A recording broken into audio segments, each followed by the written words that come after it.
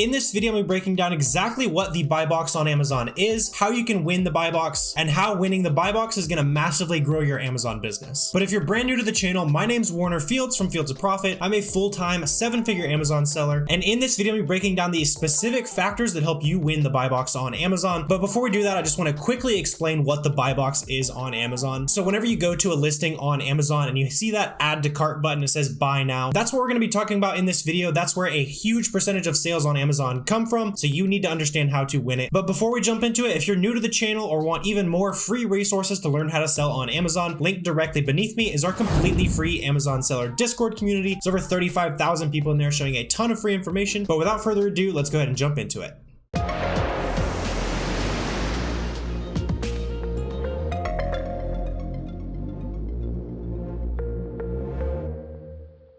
So I jumped into my computer over here just to quickly demonstrate exactly what we're talking about here. So when we're talking about the buy box, we're talking about this little option right here. It says add to cart. This is where a massive percentage of sales on Amazon come from. If you've ever shopped on Amazon before, I'm sure you've just clicked the add to cart button, mindlessly checked out, and you're definitely not alone in that. That's where most Amazon sellers are doing it. So understanding how to win this button and be the add to cart button is extremely important.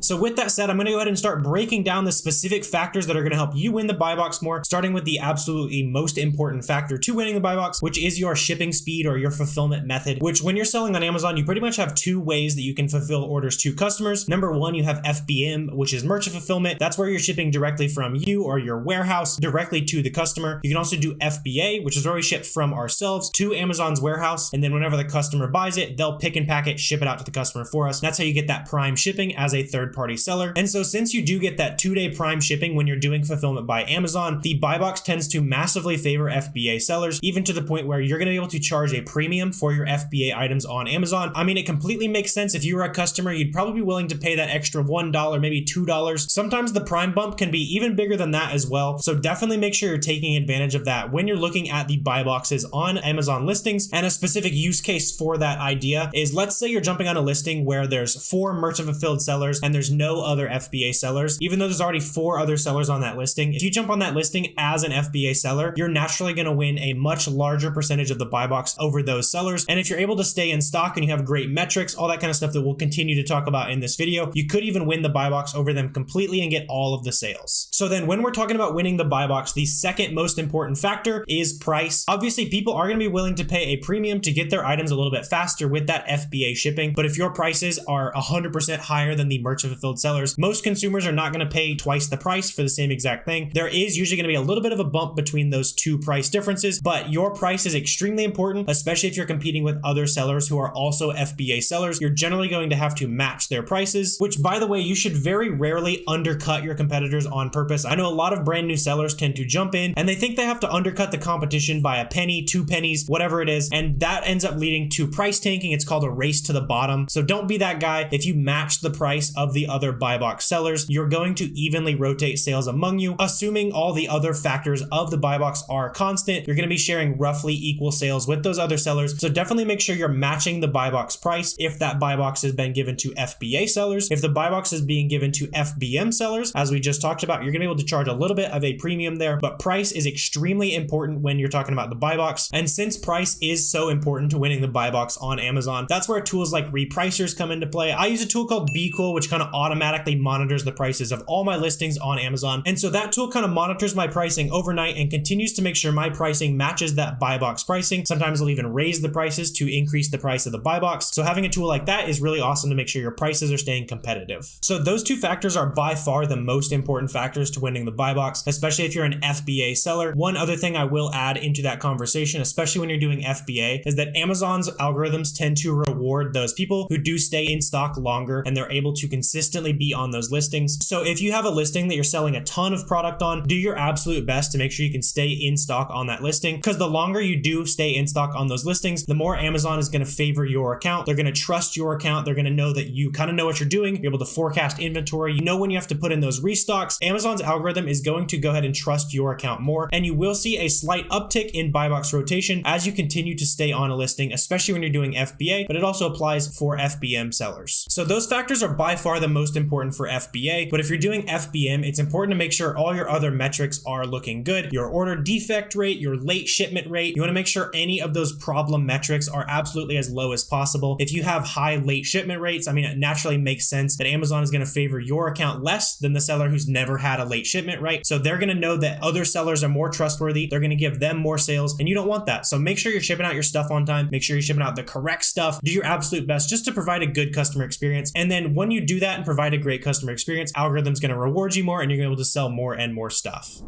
So now that you know the absolute basics of the buy box, I wanted to quickly jump into my computer over here and show you a couple different things you're going to want to think about. So I went ahead and pulled up this listing right here. This is just like a Dr. Squatch soap. We can see that Dr. Squatch themselves are selling this item. And I want to go ahead and show off the buy box rotation feature of Keep It down here. So you go to data and then buy box statistics. And this is really useful because it's going to show us who has been selling on each individual listing over the last 30 days, 90 days, 180, 365 days. And when we do that on a listing like this, obviously this one was pretty easy to spot where Dr. Squatch was the person who was selling it. But let's say it wasn't Dr. Squatch. We go down here and someone is winning 95% of the sales on this item for the last full year. That's a great sign that you should stay away from an item like this. In this case, Dr. Squatch owns the brand registry for this account. So they're going to be able to have a massively higher buy box rotation because it's their item, right? They own the brand registry, it's their trademark, all that kind of stuff. So this is the kind of things you'd want to look out for in a listing. Make sure you never see other sellers hogging this high of a percentage of the buy box. That tells me that this particular seller not going to be sharing sales with me as a third-party seller. If I were to buy this item, I'm not going to see any sales, and we don't want that, right? We want to be making sure we're making plenty of sales. Where if we compare it to an item like this, just some random doll I found over here, if we go to data and then buy box statistics, we can see that this one looks a little bit healthier, right? A lot of times you'd like to see even more sellers than this if you're doing arbitrage. In this case, we've got 4 different sellers. One of them is Amazon. But in this case, we have a much better sharing of the buy box. We can see over the last 30 days, this seller's won 29%, 24, 24, 23%. So the sales are being much more evenly rotated among sellers here. So even though you are the lowest price, you're matched for FBA fulfillment, all that good stuff, if you were to try to sell on a listing like this, number one, you might receive an IP complaint. The brand might not like that you're trying to sell on this listing. But number two, this brand clearly hogs the buy box. They clearly hog all of the sales. And so this would be a major red flag for you to stay away from a listing like this. This listing looks a lot better to me. We have a much healthier rotation of that buy box here. And so this would be an item that you could come in and potentially actually make sales on versus an item like this. Dr. Squatch is going to keep sitting in that buy box unless they go out of stock or for whatever reason, probably not going to be sharing sales with you. So definitely make sure to look out for that when you're looking at these Keep It charts down here. If you're brand new to Amazon, hopefully I didn't lose you there, but that should be a pretty big nugget, help you save a ton of money as you're sourcing products.